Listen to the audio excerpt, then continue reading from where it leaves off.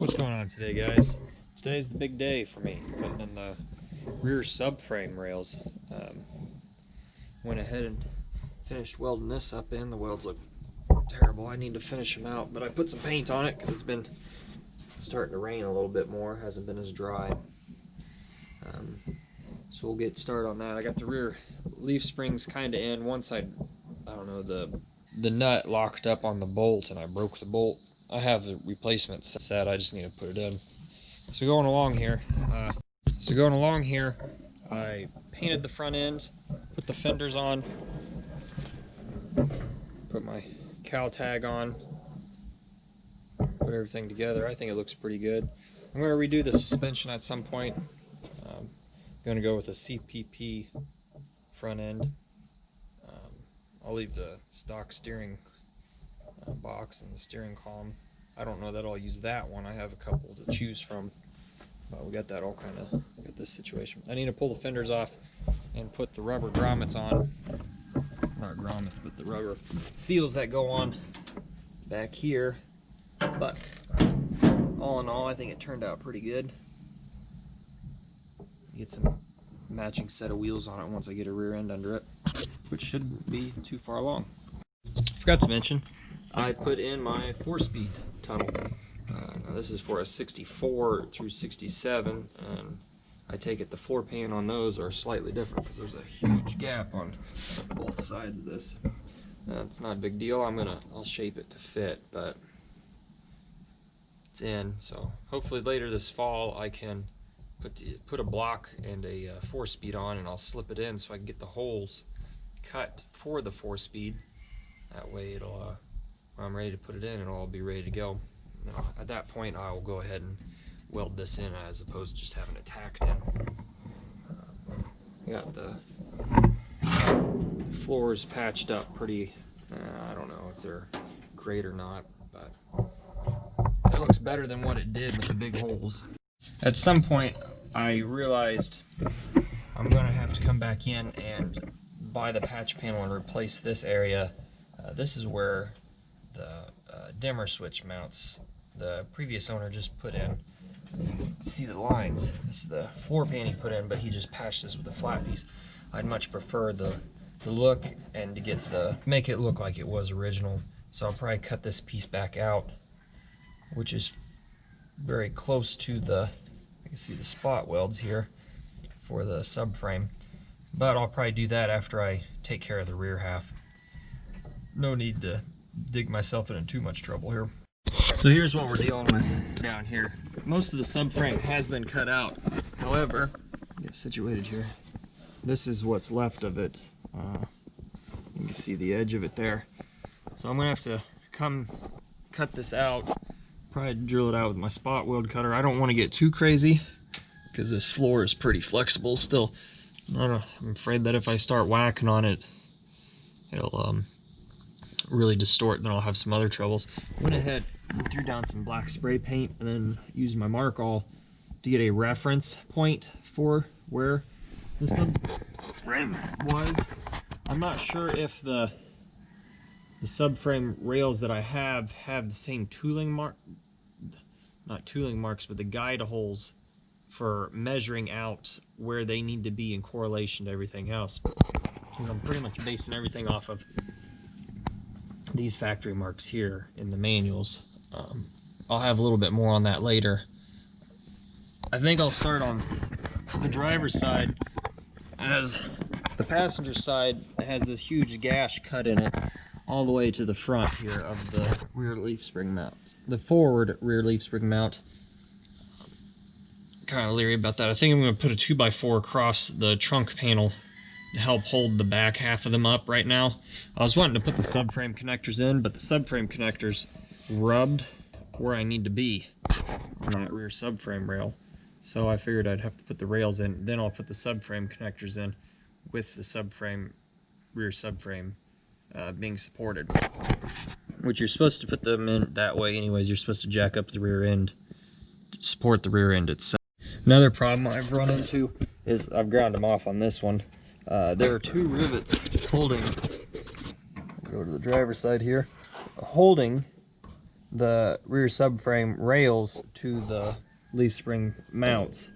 Now I'm not going to be able to pull this out, as I want to use this to square the subframe rails up to the rest of the car. And then I will build off that. So I went online and tried to think about, or asked around some ideas what other people are doing. And one was mentioned carriage bolts. But I think what I'm going to do is the passenger side one is cut out, so I can get to it. I'll just cut out the driver's side as well, and I'll go ahead and tack weld or plug weld them in.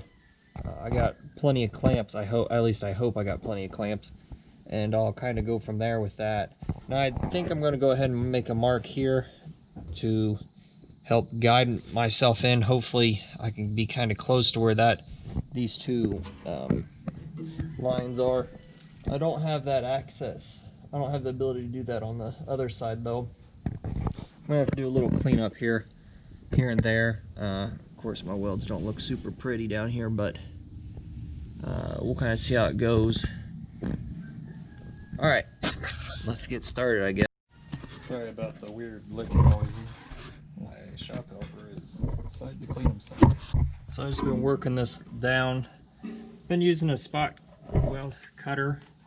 I kind of like this one. I bought it on Amazon. Normally I use let's see if I can find them above me. I gotta sit here.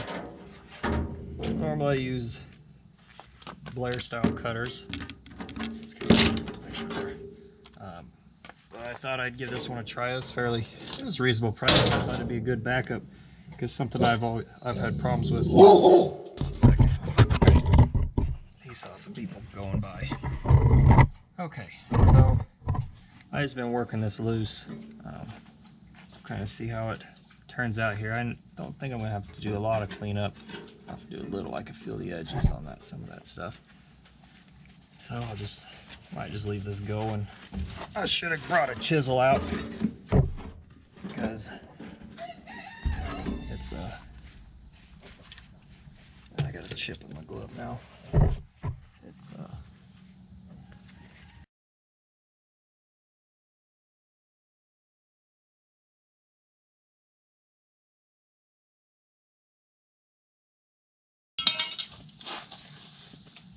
well, we got this part done, so I'll continue on here, get this other part broke loose. I'm gonna have to go get my my grinder, take those rivets off.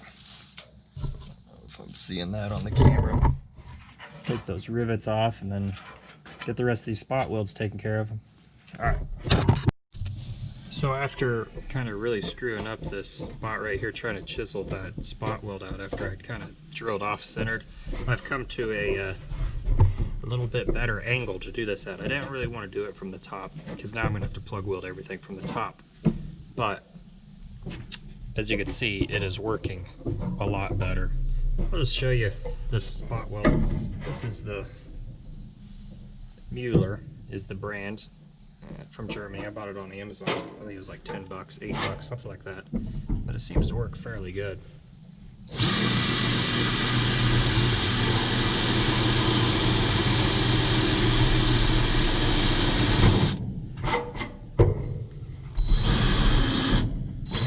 There we go.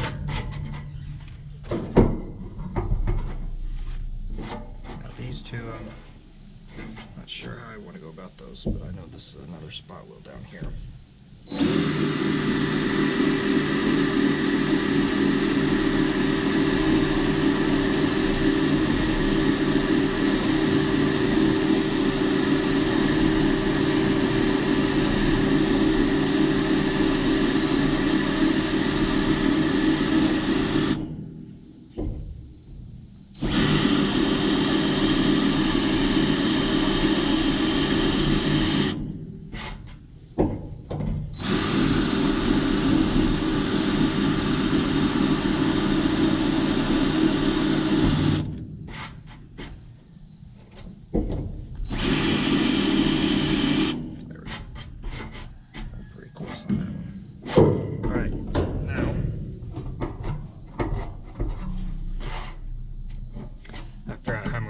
piece out of there.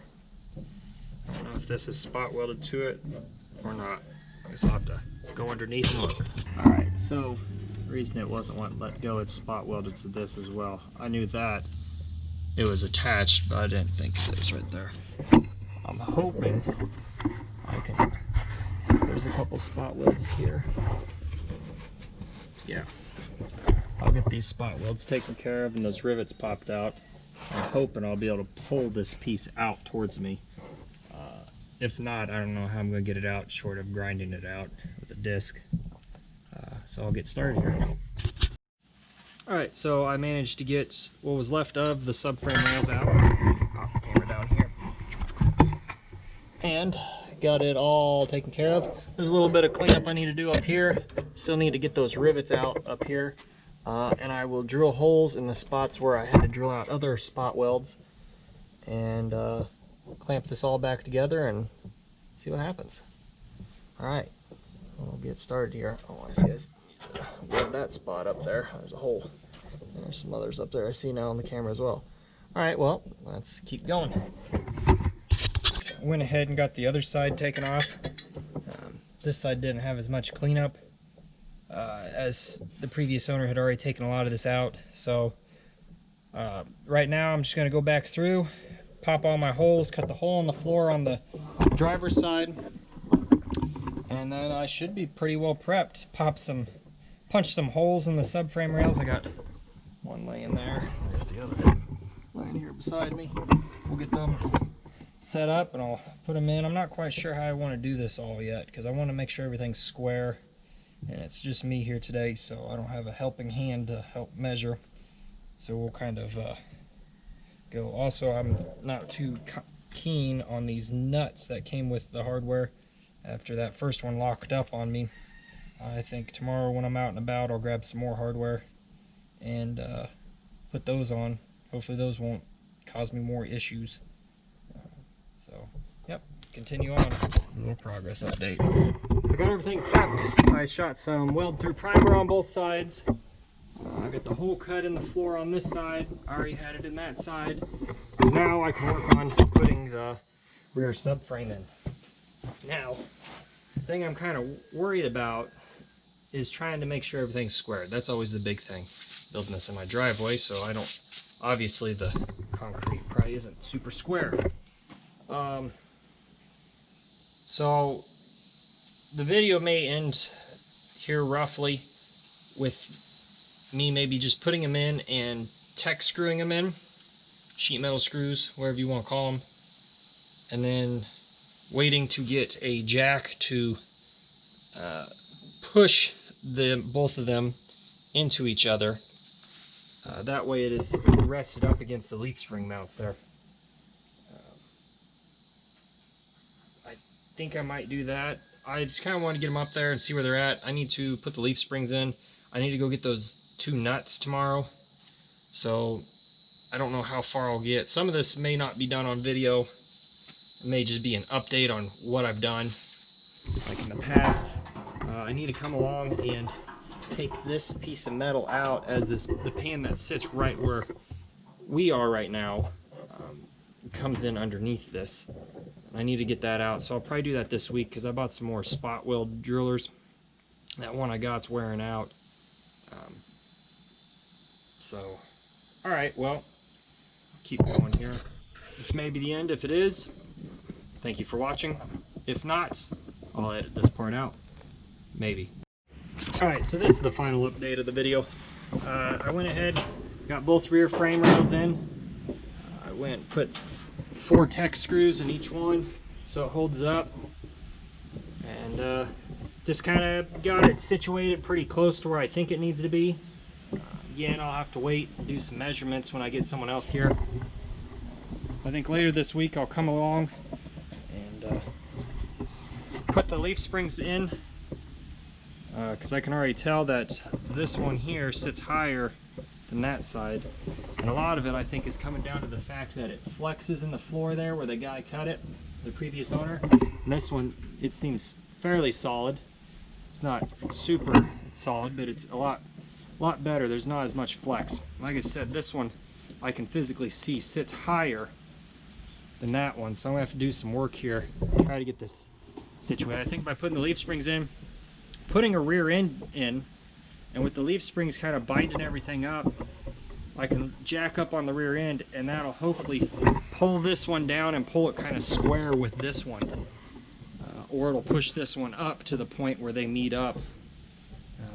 I guess that's where I'll have it. So thanks for watching. Stay tuned for more updates.